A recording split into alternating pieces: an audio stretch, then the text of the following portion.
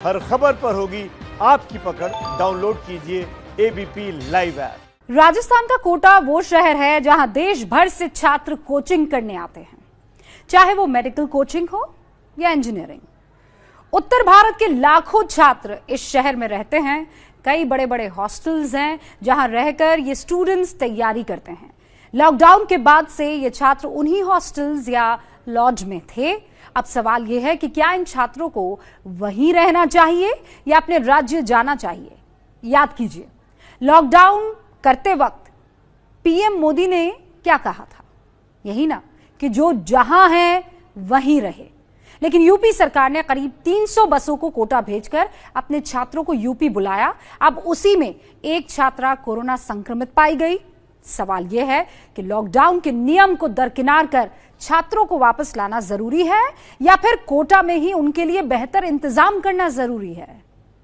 ये तस्वीर है राजस्थान के कोटा से यूपी भेजे जा रहे छात्रों की। तस्वीर देखिए और सोचिए कि कहां है सोशल डिस्टेंसिंग। बसों के नीचे खड़े छात्र कोटा से लखनऊ पहुंचे हैं। बताइए, क्या आपको सोशल डिस्टेंसिंग दिख रही है? यूपी के हमीरपुर में बसों से उतरते हुए ये छात्र कोटा से लौट रहे हैं। आपको यहां सोशल डिस्टेंसिंग का पालन होता दिख रहा है? कोटा से कानपुर आए यूपी के छात्रों की यह तस्वीर बता रही है कि यहां सोशल डिस्टेंसिंग की धज्जियां उड़ाई जा रही हैं। यूपी सरकार ने 300 बसों में भरकर छात्रों को कोटा से बुलवाया। बात हुई सोशल डिस्टेंसिंग की, लेकिन वो कहीं नहीं दिखी। इसलिए अहम सवाल यह है कि क्या कोटा से छात्रों को अपने राज्य बुलाना जरूरी है? ये सवाल इसलिए क्योंकि आज कोटा से यूपी के गाजीपुर पहुंची एक छात्रा कोरोना संक्रमित पाई गई। इसके बाद जिस बस में सवार होकर वो गाजीपुर पहुंची थी, उसके ड्राइवर समेत सभी छात्रों को क्वारंटीन कर दिया गया। हमारे यहाँ अब तक जितने बच्चे आए थे उसमें से एक बच्चे का जो हमने रैपिड टेस्ट किया है उसका जो है इंडिकेट हो रहा है कि उसको जो है पॉजिटिव होगा, तो उसका हमने यहाँ से नमूना लेकर के वाराणसी भेजा है। पिछले 3 दिनों में कोटा से यूपी के 10,500 छात्रों को घर लाया गया है। अब वो सभी होम क्वारंटीन में हैं। ऐसे में सवाल है कि क्या छात्रों को घर लाना जरूरी है?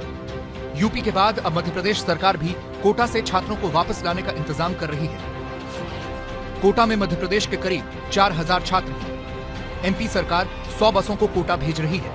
इस फैसले के बाद कोटा में फंसे एमपी के छात्र काफी खुश हैं। मतलब बहुत अच्छा फीलिंग हो रहा है कि फाइनली वो अपने घर जा रहे हैं। बहुत टाइम के बाद काफी सफर कर रहे थे यहाँ पे, कुछ ना कुछ हर टाइम मेंटली कुछ ना कुछ। वो पढ़ाई का माहौल ही नहीं था, पानी लग रहा था किसी तरह घर पहुँच जा रहा। अब काफी अच्छा लग रहा है। बच्चे तनाव में भी आ रहे थे इस चीज। हाँ, अब तनाव में आ रहे थे, अभी भी तनाव में है क्योंकि कुछ ना कुछ छोटी छोटी बातें वो थोड़ा अच्छा फील कर रहे हैं। और क्या कहते हैं, अब घर जाके हमें रिलैक्स मूड मिलेगा तो हम पढ़ पाएंगे अच्छे से, क्योंकि यहाँ पे हमें जो फैसिलिटीज तो दी जा रही थी लेकिन उस बेसिस पे नहीं मिल पा रही थी जब लॉकडाउन के पहले था।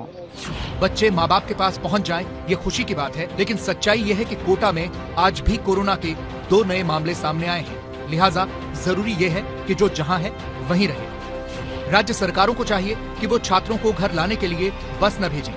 अगर छात्रों को खाने में या कोई दूसरी परेशानी है तो वहीं कोटा में उसका इंतजाम करें।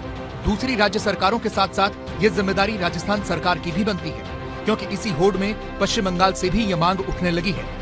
लेकिन बिहार सरकार इस मामले में सख्त है। ये तस्वीर देखिए, यूपी बिहार बॉर्डर पर प्राइवेट गाड़ियों के जरिए कोटा से आने वाले छात्रों को रोका गया, उनकी जांच की गई, उसके बाद हाथों पर होम क्वारंटीन का ठप्पा लगाया गया। लेकिन बिहार में दिखाई जा रही सख्ती का उल्लंघन भी हुआ। नवादा के हिसुआ से बीजेपी विधायक अनिल सिंह ने पहले ई पास जारी करवाया, फिर बेटी को कोटा से लेकर वापस नवादा पहुंचे। सवाल उठे कि क्या बिहार की आम जनता को यह सहूलियत मिलेगी? जवाब में अनिल सिंह ने खुद को सही ठहराया। जो सर्कुलर ये कोई मेरा नहीं है, सर्कुलर बिहार सरकार का है और इस सर्कुलर में ई पास देने का प्रावधान है। इस प्रावधान के तहत मैंने आवेदन किया और मुझे पास निर्गत किया गया। न पास निर्गत करने वाले गलत हैं, न मैं पास लेने वाला गलत हूँ। तो ये क्या ऑब्जेक्शन जो बिहार सरकार का है वो गलत है? इस पे ये आवेदन भी तो बिहार सरकार का है। मैं इस पे अब क्या कहूं ना कहूं, ये मुझसे बेहतर आप बताएंगे। लेकिन इसके आलोक में मैंने आवेदन किया। मुझे लगता है कि मुख्यमंत्री जो है वो गलत कर रहे हैं, वो गलत बयान दे रहे हैं, इस तरह की बातें कह रहे हैं, वो सही नहीं है? नहीं, जहां पे सोशल डिस्टेंसिंग का पालन होना चाहिए वहां पे मुख्यमंत्री सही कह रहे हैं।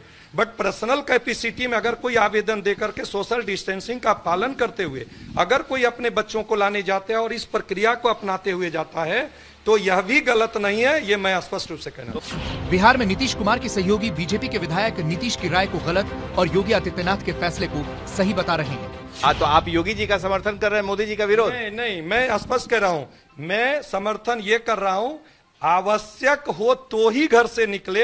यह मोदी जी भी कह रहे हैं, योगी जी भी कह रहे हैं, नीतीश कुमार जी भी कर रहे हैं। इस मामले में हम सभी और आपके सामने जो खड़ा विधायक है यह भी कह रहा है।